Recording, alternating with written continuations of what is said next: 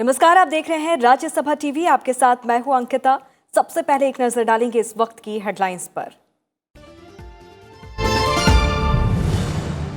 राज्यसभा में शून्यकाल के दौरान उठा पेयजल संकट का मुद्दा। सभापति ने भी जताई गंभीर चिंता।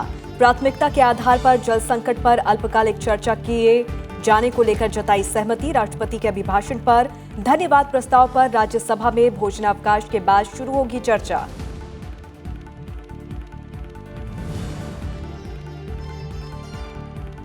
लोकसभा में 3 महत्वपूर्ण विधेयक पेश। जम्मू कश्मीर आरक्षण संशोधन विधेयक 2019, आधार और अन्य विधियां संशोधन विधेयक 2019 और विशेष आर्थिक जोन संशोधन विधेयक 2019 पेश। राष्ट्रपति के अभिभाषण पर धन्यवाद प्रस्ताव पर लोकसभा में चर्चा शुरू।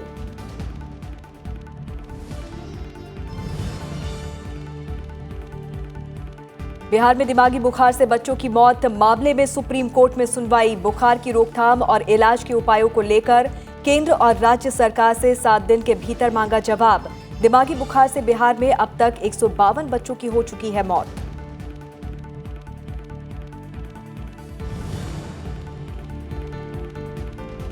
भविष्य में छोटे बड़े सभी चुनाव अकेले लड़ेगी बीएसपी। लोकसभा चुनाव में समाजवादी पार्टी के साथ गठबंधन में करारी हार के बाद पार्टी प्रमुख मायावती का ऐलान। गठबंधन धर्म को लेकर समाजवादी पार्टी पर उठाए सवाल।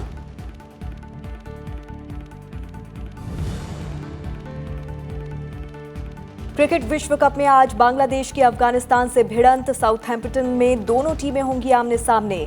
लॉर्ड्स के मैदान पर पाकिस्तान ने दक्षिण अफ्रीका को 49 रनों से दी मात। 5 मैचों में हार के बाद सेमीफाइनल की दौड़ से बाहर हुआ दक्षिण अफ्रीका।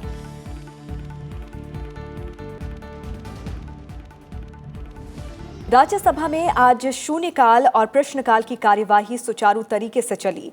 इस दौरान सदस्यों ने जनहित से जुड़े कई अहम मुद्दे उठाए। शून्यकाल के दौरान बीजेपी सांसद सत्यनारायण जटिया ने जल संकट का मुद्दा उठाया। उन्होंने कहा कि मध्य प्रदेश, राजस्थान, महाराष्ट्र और कर्नाटक गंभीर जल संकट से जूझ रहे हैं और अब नए इलाकों में ये संकट फैल रहा है। बीजेपी सांसद अशोक बाजपेयी, समाजवादी पार्टी सांसद रेवती रमन सिंह और बीजेपी सांसद सरोज पांडे ने भी इस मुद्दे को सदन के सामने रखा। इसके बाद सभापति एम वेंकैया नायडू ने भी पेयजल संकट पर गंभीर चिंता जताई और इस मामले पर सदन में अल्पकालिक चर्चा का सुझाव दिया। बाद में प्राथमिकता के आधार पर उन्होंने जल संकट पर अल्पकालिक चर्चा किए जाने को लेकर सहमति भी जताई। देश में पीने का पानी और पानी की कमी और इस संकट से त्रस्त जहां सब नागरिक हैं, और ये समस्या हमारे साथ नई नहीं है। महाराष्ट्र, मध्य प्रदेश, उत्तर प्रदेश, झारखंड, ये समस्याएं बड़ी और व्यापक है और इनका स्थायी निदान करना चाहिए, उसका उपाय करना चाहिए, क्योंकि पानी के बिना सब मुश्किल ही मुश्किल है। इसलिए पीने के पानी का प्रबंध करने के लिए, और मैं सरकार को बधाई देना चाहूँगा कि उनने जल शक्ति मंत्रालय गठित किया है। अब जल शक्ति को वास्तव में उपयोग करते हुए और ऐसी योजनाएं बनाना चाहिए जो कि पानी की समस्याओं के बारे में, नदियों के पानी के उपयोग के बारे में उत्तर में, दक्षिण में, पूरब में, पश्चिम में और मध्य क्षेत्र में ऐसे 5 बड़े प्रोजेक्ट बनाए जो नदियों को जोड़ने के लिए हो, और उसके माध्यम से जो हमारा अतिरिक्त पानी है उसका उपयोग हम अपने पीने के पानी के लिए, कृषि के लिए कर सकें। और इसलिए मैं आपसे आग्रह करना चाहूँगा कि इस सारी समस्याओं को गंभीरता से लेते हुए सरकार।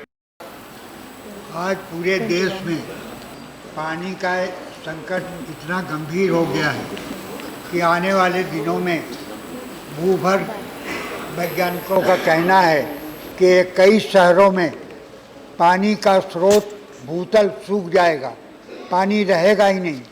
तो अगर पानी नहीं रहेगा तो जीवन कैसे रहेगा। मैं आपसे मांग करता हूं कि सरकार से निर्देश दें आप कि इस पर तत्काल कार्रवाई करें और पानी की समस्या का समुचित हल निकालने का। धन्यवाद। मेरा एक सुझाव है सभी सदस्यों को, जो हफ्ते में हम लोग एक बार कॉल अटेंशन या शॉर्ट ड्यूरेशन डिस्कशन लेते हैं ना, ये सबसे महत्वपूर्ण विषय है। दुनिया भर में समस्या है हमारे देश में, इसलिए आप सब लोग आपस में बात करके एक नोटिस दिए तो मैं उसको एडमिट करने के पक्ष में हूँ। आप लोग तय करके डिसाइड करिए, प्रायोरिटी आप लोग तय करना। Anand Sharma ji also is here, then the other TMC members and others who have given notice in the morning. As I suggested, it's a very important issue about the drinking water or water shortage across the country. So I suggest it is your prerogative to give notice of any issue, but as we discussed the other day in Business Advisory Committee, while giving priority, this issue can be given priority as far as the drinking water is concerned, because alarmingly in different states, there is no question of south, north, east, west or anything, the groundwater levels are depleting and rains are also not adequate, and we are not preserving, as somebody has said today, it is not that rain is not coming, we are not preserving the rains and we are not maintaining the traditional water ponds. So that being the case, I hope that the people who give the notice and readers, they will see to it that this one will be given priority. Then another observation is that, please. This is a very serious matter, and many members have given notices. We want this to be discussed. If the Honorable Chairman allows and the government agrees, we can have a special discussion dedicated, a short duration discussion on the acute water scarcity and the fears of the drought in the country. I agree. I agree. राष्ट्रपति के अभिभाषण पर राज्यसभा में आज से धन्यवाद प्रस्ताव पर चर्चा की शुरुआत होगी। आम चुनाव और 17वीं लोकसभा के गठन के बाद संसद के पहले सत्र के दौरान 20 जून को राष्ट्रपति रामनाथ कोविंद ने दोनों सदनों की संयुक्त बैठक को संबोधित किया था। धन्यवाद प्रस्ताव पर चर्चा के दौरान विभिन्न दलों के सांसद अपने विचार रखेंगे। राज्यसभा में आज बीजेपी सांसद जेपी नड्डा धन्यवाद प्रस्ताव पेश करेंगे। बीजेपी सांसद संपत्तिया उइके प्रस्ताव का समर्थन करेंगी। सदन में धन्यवाद प्रस्ताव पर चर्चा में विभिन्न दलों के सांसद हिस्सा लेंगे। सत्ता पक्ष के सांसदों के लिए ये सरकार की उपलब्धियां गिनाने का मौका होता है, वहीं विपक्षी दल के सांसद सरकार की नीतियों में खामियां गिनाने के लिए अपने तर्क रखेंगे।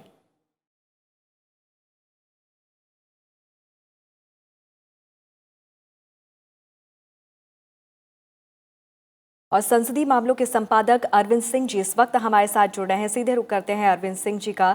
अरविंद जी, राज्यसभा में शून्यकाल और प्रश्नकाल की जो कार्रवाई है सुचारू रूप से चली है।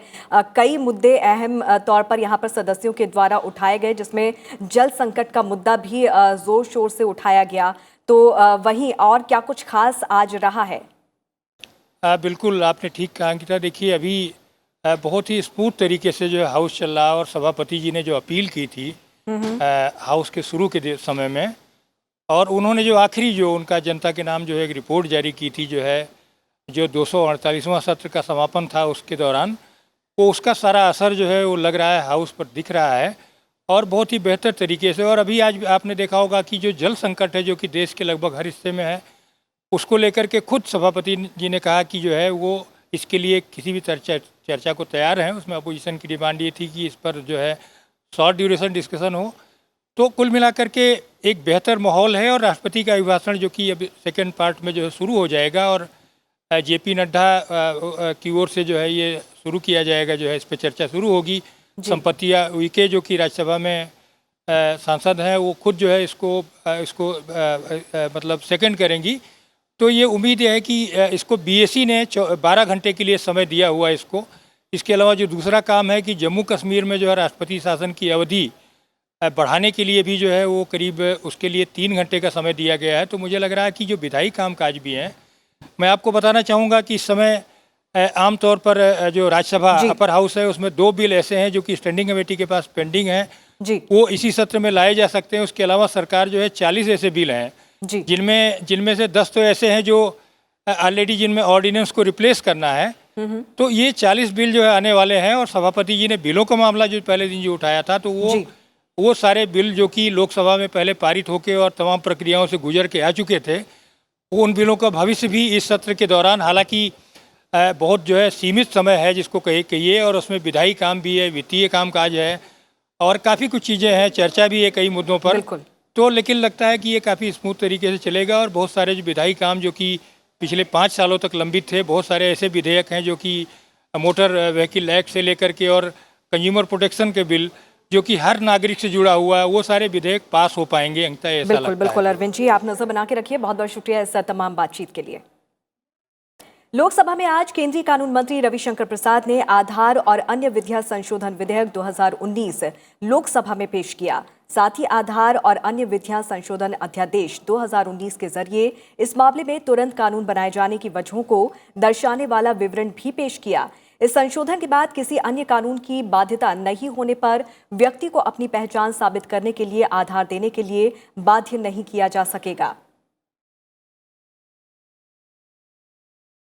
I beg to move for leave to introduce a bill to amend the Aadhaar Targeted Delivery of Financial and Other Services Act 2016 and further to amend the Indian Telegraph Act 1985 and the Prevention of Money Laundering Act 2002. वहीं आज लोकसभा में जम्मू कश्मीर आरक्षण संशोधन विधेयक को केंद्रीय गृह राज्य मंत्री जी किशन रेड्डी ने पेश किया। इसके तहत जम्मू कश्मीर आरक्षण अधिनियम 2004 में संशोधन किया जाना है। जम्मू कश्मीर आरक्षण संशोधन बिल 2019 के जरिए अंतर्राष्ट्रीय सीमा के पास रहने वाले लोगों को भी वास्तविक नियंत्रण रेखा के पास रहने वाले लोगों की तरह ही आरक्षण का लाभ मिल सकेगा। राष्ट्रपति के अभिभाषण पर धन्यवाद प्रस्ताव पर प्रताप चंद्र सारंगी जी।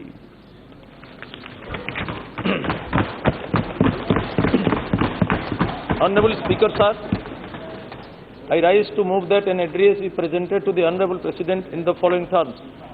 That the members of the Lok Sabha assembled in this session are deeply grateful to the President for the address which he has been pleased to deliver to both houses of Parliament assembled together on June 20, 2019. माननीय सदस्य हिना गावित जी भाषण करें। माननीय Honorable Speaker, sir, it's a great honor for me to rise here to open the most important discussion at the beginning of the first session of the 17th Lok Sabha. I am grateful to Honorable Speaker for giving me this opportunity. I also take this opportunity to offer my heartfelt gratitude to our beloved and most revered Prime Minister Shri Narendra Modi ji for giving me this rarest opportunity to speak on this presidential address as becoming a first timer. My special thanks are also to the people who sent me to this August House. We have assembled here as members of the 17th Lok Sabha. This 17th Lok Sabha is unique in many respects. And sir, इसके अलावा वाणिज्य और उद्योग मंत्री पीयूष गोयल ने विशेष आर्थिक zone संशोधन विधेयक 2019 लोकसभा में पेश किया। साथ ही उन्होंने विशेष आर्थिक जोन संशोधन अध्यादेश 2019 के जरिए इस मामले में तुरंत कानून बनाए जाने की वजहों को दर्शाने वाला विवरण भी पेश किया। Item number 19। sir, I have read it all. 19 is not mine, sir. Piyush Goyal ji. Speaker, sir, with your kind permission, I move for leave to introduce a bill to amend the Special Economic Zones Act 2005. Also to introduce the bill. प्रश्न ये है कि विधेयक को पुनः स्थापित करने की अनुमति दी जाए। जो सदस्य इसके पक्ष में कृपया हाँ कहें, जो सदस्य इसके विरोध में कृपया नहीं कहें। मेरे विचार में निर्णय हाँ वालों के पक्ष में हुआ है, निर्णय हाँ वालों के पक्ष में हुआ है। अब विधेयक को पुनः स्थापित कर सकते Sir, I हैं। introduce the bill. Item number 20। Speaker, sir, with your kind permission, I lay on the table an explanatory statement, Hindi and English versions, showing reasons for immediate legislation by promulgation of the Special Economic Zones Amendment Ordinance 2019, number 12 of 2019. Kargil युद्ध में मिली ऐतिहासिक जीत के 20 साल पूरा होने पर भारतीय वायुसेना जश्न मना रही है। ग्वालियर के महाराजपुरा एयरबेस पर ऑपरेशन विजय का बड़ा ही अनूठे अंदाज में जश्न मनाया गया। करगिल युद्ध के दौरान जिस तरह टाइगर हिल पर भारतीय सेना को जीत मिली थी, उसे याद करने के लिए एयरबेस पर वैसी ही एक डमी चोटी बनाई गई और युद्ध के दौरान इस्तेमाल हुए लड़ाकू विमानों के जरिए एक बार फिर से इस दुर्गम चोटी पर भारतीय सैनिकों ने चढ़ाई की और फिर तिरंगा फहराया। करगिल युद्ध के समय ऑपरेशन सफेद सागर में करगिल की पहाड़ियों में छिपे दुश्मन को मारने की जिम्मेदारी ग्वालियर के महाराजपुरा एयरबेस पर तैनात मिराज स्क्वाड्रन को सौंपी गई थी। आयोजन के मुख्य अतिथि air chief marshal BS Dhanoa थे। इस दौरान 5 मिराज 2002 MiG-21 और एक सुखोई 30 MKI प्रदर्शित किया गया था। करगिल विजय दिवस की वर्षगांठ इस साल 3 दिन यानी कि 25 जुलाई से 27 जुलाई तक मनाई जाएगी। ये कार्यक्रम दिल्ली और जम्मू कश्मीर के द्रास सेक्टर में मनाया जाएगा।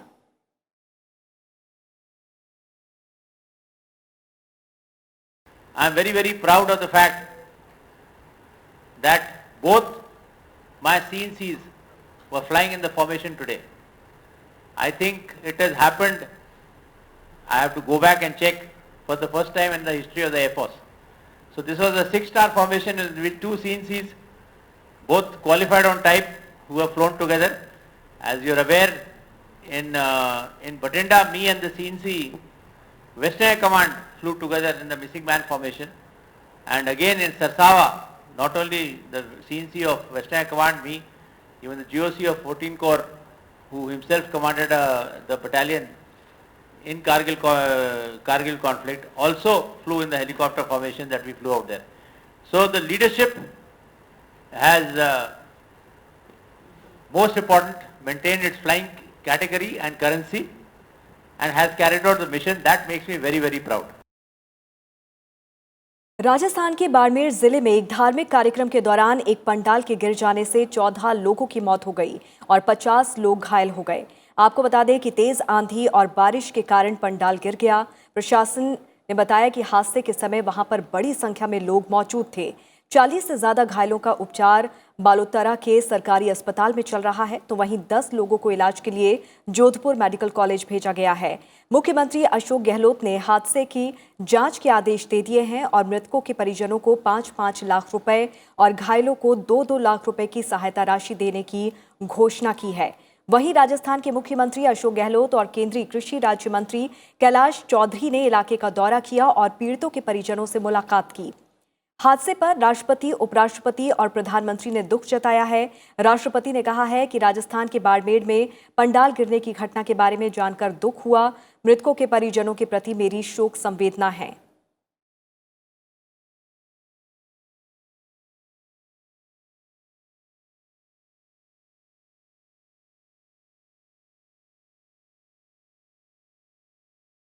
तो वहीं उपराष्ट्रपति एम वेंकैया नायडू ने हादसे पर गहरा दुख जताया है। उन्होंने ट्वीट किया कि राजस्थान के बाड़मेर में धार्मिक आयोजन के दौरान हुई दुर्घटना में हताहत श्रद्धालुओं के परिजनों के प्रति हार्दिक संवेदना व्यक्त करता हूं और घायल श्रद्धालुओं के शीघ्र स्वस्थ लाभ के लिए प्रार्थना करता हूं। प्रधानमंत्री नरेंद्र मोदी ने घटना पर खेद जताते हुए कहा कि राजस्थान के बाड़मेर में पंडाल का गिरना दुर्भाग्यपूर्ण है। मेरी संवेदनाएं शोक संतप्त परिवारों के साथ है और मैं घायलों के शीघ्र स्वस्थ होने की कामना करता हूं। गृहमंत्री अमित शाह ने इस घटना पर दुख जताते हुए ट्वीट किया। बाड़मेर में पंडाल के गिरने से लोगों की मौत के बारे में जानकर दुख हुआ। उन्होंने मृतकों के परिजनों के प्रति अपनी गहरी संवेदना जताई है।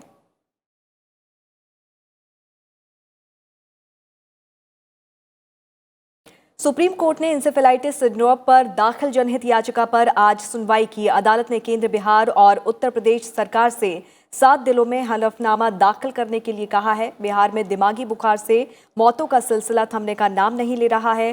बिहार के मुजफ्फरपुर में दिमागी बुखार से कल 2 और बच्चों की मौत हो गई, जिसके बाद राज्य में दिमागी बुखार से मरने वाले बच्चों का आंकड़ा 177 हो गया है। इस बीच केंद्रीय स्वास्थ्य मंत्री डॉक्टर हर्षवर्धन ने कल दिल्ली में स्वास्थ्य विभाग के वरिष्ठ अधिकारियों के साथ बिहार में दिमागी बुखार को लेकर ताजा स्थिति की समीक्षा की। उन्होंने कहा कि केंद्र और राज्य की टीमों ने मुजफ्फरपुर में बनने वाले 100 बिस्तरों के शिशु गहन चिकित्सा इकाई के स्थान और डिजाइन को अंतिम रूप दे दिया है। हालात की निगरानी के लिए पिछले 1 हफ्ते से केंद्रीय टीम मुजफ्फरपुर में है। तो वहीं बिहार में बारिश की शुरुआत से दिमागी बुखार के मामलों में कमी भी देखने को मिल रही है।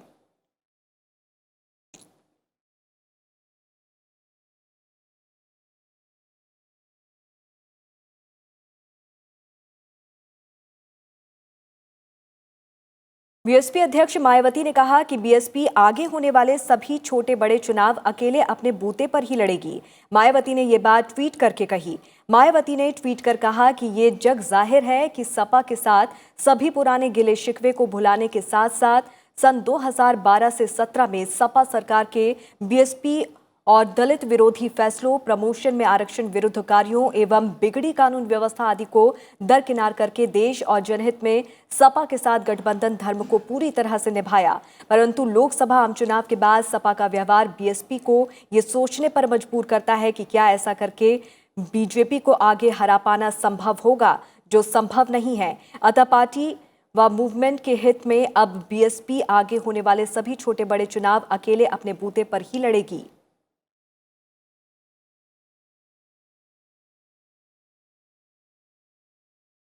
और अब बात करते हैं क्रिकेट वर्ल्ड कप की। आईसीसी विश्व कप में कल पाकिस्तान ने दक्षिण अफ्रीका को 49 रनों से हरा दिया। पाकिस्तान ने टॉस जीतकर पहले बल्लेबाजी करते हुए 50 ओवर में 7 विकेट पर 308 रन बनाए। हारिस सोहेल ने 89 और बाबर आजम ने 63 रन की पारी खेली। दक्षिण अफ्रीका के लिए लुंगी एंगिडी ने 3 विकेट लिए। लक्ष्य का पीछा करने उतरी दक्षिण अफ्रीका की टीम 50 ओवर में 9 विकेट पर 259 रन ही बना सकी। कप्तान फाफ डुप्लेसिस ने 63 रन बनाए। पाकिस्तान के लिए शाबाद खान और वहाब रियाज ने 3-3 विकेट लिए। हारिस सोहेल को शानदार पारी के लिए मैन ऑफ द मैच चुना गया। विश्व कप में आज बांग्लादेश का मुकाबला अफगानिस्तान से होगा। दोनों टीमों के बीच मुकाबला दोपहर 3 बजे से साउथहैम्पटन के द रोज बोल मैदान पर होगा। बांग्लादेश ने इस टूर्नामेंट में 2 जीत हासिल की है, तो वहीं अफगानिस्तान ने अपने सभी 6 मैच गंवा दिए हैं। भारतीय महिला हॉकी टीम ने जापान को 3-1 से हराकर महिला FIS series finals hockey tournament अपने नाम कर ली है। भारतीय महिला टीम ने हिरोशिमा हॉकी स्टेडियम में जापान पर शानदार जीत हासिल की। कप्तान रानी रामपाल ने तीसरे ही मिनट में भारत को बढ़त दिला दी। इसके बाद ड्रैक फ्लिकर गुरजीत कौर ने 45वें और 60वें मिनट में गोल कर टीम को जीत दिलाने में अहम भूमिका निभाई। कानोन मोरी ने जापान के लिए एकमात्र गोल 11वें मिनट में किया। भारतीय महिला टीम इस टूर्नामेंट के फाइनल में पहुंचकर पहले ही 2020 ओलंपिक क्वालिफायर के अंतिम दौर के लिए क्वालिफाई कर चुकी है। उपराष्ट्रपति एम वेंकैया नायडू ने भारतीय महिला हॉकी टीम की जीत पर बधाई दी है। उन्होंने ट्वीट किया कि देश को आपकी सफलताओं पर गर्व है। भारत महिला हॉकी टीम की इस जीत पर प्रधानमंत्री नरेंद्र मोदी ने ट्वीट कर बधाई दी है। प्रधानमंत्री ने ट्वीट किया कि असाधारण खेल, शानदार परिणाम। प्रधानमंत्री ने लिखा कि ये शानदार जीत हॉकी को भविष्य में और चर्चित करेगी और कई युवा लड़कियों को ये खेल खेलने के लिए प्रोत्साहित भी करेगी। राज्यसभा के सभापति एम वेंकैया नायडू ने सदन की ओर से भारतीय महिला हॉकी टीम को FIH series finals hockey tournament का खिताब जीतने पर बधाई दी। I congratulate the Indian women's hockey team for winning the FIH Women's Series final, defeating Japan by 3-1 at Hiroshima on the 23rd of June 2019. This outstanding accomplishment of our women's hockey team is a matter of great pride for the entire nation. We wish all the players of the Indian women hockey team the very best for their future endeavors and hope that they will continue to make the country proud by their achievements. And we hope that men also follow them. और अब बात करते हैं मौसम की। Monsoon काफ़ी सक्रिय हो गया है। उत्तर भारत में मॉनसून आज आगे के हिस्सों तक पहुंच सकता है क्योंकि लो प्रेशर सिस्टम बन रहा है। बीते 4 दिनों में मॉनसून ने रफ्तार पकड़ी और 10 राज्यों तक पहुंच गया है। 19 जून से मॉनसून ने तेज रफ्तार पकड़ी है और अब ये उत्तर भारत में तेजी से बढ़ रहा है। इस सप्ताह कई और हिस्सों में भी बारिश के साथ राहत की उम्मीद की जा रही है। अगले 24 घंटे में मॉनसून के लखनऊ पहुंचने की उम्मीद है। दक्षिण पश्चिमी मॉनसून वाराणसी और गोरखपुर सहित उत्तर प्रदेश के पूर्वी जिलों में पहुंच गया है। बंगाल की खाड़ी से उठकर मानसूनी हवाएं प्रदेश के पूर्वी भाग में प्रवेश कर चुकी हैं। 48 घंटे में मॉनसून के मुंबई पहुंचने की भी उम्मीद है। वहीं मौसम विभाग के डाटा के अनुसार इस साल मौसम विभाग के 84% सब डिवीजन्स में बेहद कम बारिश दर्ज की गई है। केंद्रीय जल आयोग से मिले आंकड़े के अनुसार देश के 91 बड़े जलाशयों में से 80% में पानी सामान्य से कम है। यहां तक कि 11 जलाशयों में पानी का भंडारण 0% है, जो देश में पानी की भीषण कमी को दिखाता है। देश में बारिश का मौसम 1 जून से शुरू होकर 30 सितंबर तक चलता है, लेकिन 22 जून तक मॉनसून में औसतन 39% की कमी दर्ज की गई है। देश में मौसम विभाग के 36 सब डिवीजन में से 25% में कम बारिश दर्ज की गई है, जबकि 6 सब डिवीजन में बेहद कम बारिश दर्ज की गई है। ओडिशा और लक्षद्वीप सब डिवीजन में सामान्य बारिश दर्ज की गई है। जम्मू कश्मीर और पूर्वी राजस्थान में ज्यादा बारिश दर्ज की गई है, जबकि अंडमान और निकोबार द्वीप समूह में बहुत ज्यादा बारिश दर्ज की गई है। और इसी के साथ इस बुलेटिन में फिलहाल इतना ही। आप देखते रहिए राज्यसभा टीवी। नमस्कार।